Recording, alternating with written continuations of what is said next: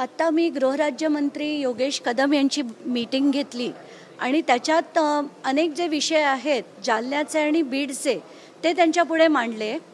त्यात जालना आणि बीडमध्ये मोठ्या प्रमाणात रॅकेट चालते, ज्याच्यात लहान लहान मुलं ही 8वी 9वी 10वीतल्या मुलींना आधी आपल्या प्रेमाच्या जाळ्यात अडकवतात, त्यांचे व्हिडिओज बनवतात आणि ते व्हिडिओज बनवल्यावर त्यांना मल्टिपल रिलेशनशिप करण्यासाठी भाग पाडलं जातं, त्यांना त्रास दिला जातो, त्यांचा मानसिक छळ केला जातो।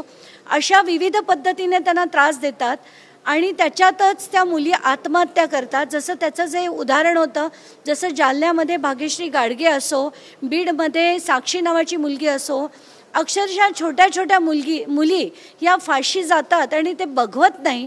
म्हणूनच त्याची चौकशी करण्यासाठी मी त्यांच्याकडे विनंती केली आणि ती त्यांनी मान्य देखील केली। एवढंच नाही तर एक दुसरं प्रकरण जे फलटणमध्ये होतं, जिथे अक्षरशः निर्दयीपणे, जसं आपण संतोष देशमुखांचं बघितलं तशाच निर्दयीपणे फलटणमध्ये जे झालं, त्याचा आरोपी आज देखील फरार आहे, त्याच्यावर काहीच म्हणजे शोध होत नाही आहे। म्हणून मी त्यांना पुन्हा विनंती केली की त्याचं अतिशय स्पेशल टीम लावून त्याची चौकशी करावी। तर या रत्नशील निंबाळकर नावाच्या व्यक्तीचे म्हणजे ज्याची जी हत्या केली गेली त्याच्यावर आज तगायत चौकशी नाही आहे, त्याची मागणी केली।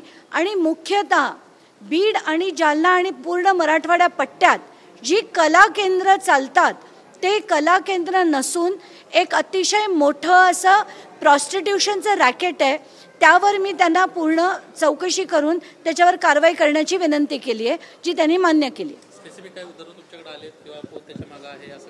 सगळीच माहिती आली आहे बऱ्यापैकी आणि तीच त्यांना मी दाखवले, त्याचे फोटो देखील दाखवले, माहिती देखील दाखवली, ती सगळी त्यांनी लिहून घेतली।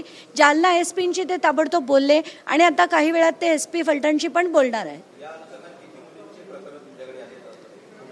नाही, माझ्याकडे आता जालन्याचं एक आणि बीडचं एक आलंय, पण त्यांच्या आईंकडे किती प्रकरणं होती ती त्यांनी आम्हाला दाखवली आणि ते बघून आम्हाला शॉक बसला आणि म्हणूनच मी आज ही तातडीची त्यांच्याकडे बैठक मागितली होती।